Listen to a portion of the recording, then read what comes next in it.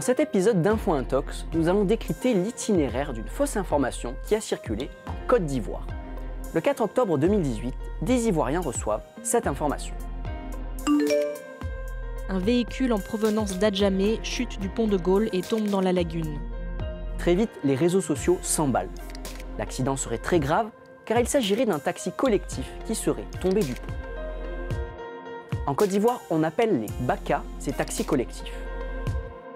L'information se répand et est même relayée par le compte Twitter du gouvernement. Un minicar, communément appelé Gbaka, est tombé dans la lagune Ébrié à partir du pont de Gaulle.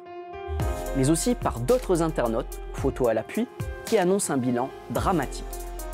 Bilan provisoire du Gbaka tombé dans la lagune, 18 morts. D'où vient ce chiffre de 18 morts? Pas de précision. Mais 18, c'est la capacité maximum d'un taxi collectif. L'accident est un drame national qui se retrouve dans les journaux du lendemain. Problème, toutes ces informations venues des réseaux sociaux n'ont pas été vérifiées. Un internaute ivoirien, Yacouba Ouattara, a alors décidé de mener sa propre enquête. J'ai cherché à savoir un peu plus avant éventuellement de partager, jusqu'à ce que je tombe sur une vidéo de caméra de surveillance de la police qui montrait le véhicule en train d'aller faire sa chute dans la lagune de Brié. Et là, j'ai compris que ce n'était pas un Gbaka. Quand tu vois la vidéo tout de suite, tu sais que ce n'est pas un Gbaka. C'est vraiment un véhicule fourgonnette. Ce n'est pas les Gbaka avec les fenêtres de part et d'autre du véhicule.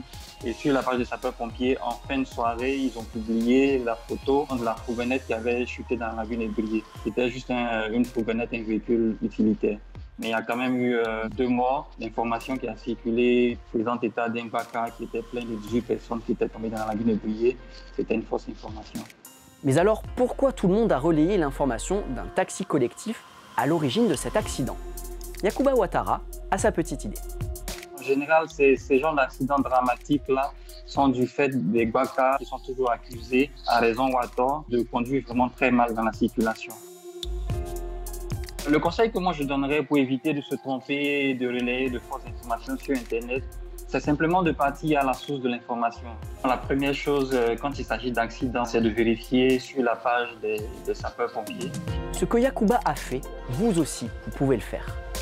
Ne pas vous précipiter avec une information venue des réseaux sociaux et surtout, vérifier l'origine d'une information avec une source fiable. Mieux vaut ne pas se précipiter plutôt que d'être le premier à partager une information erronée.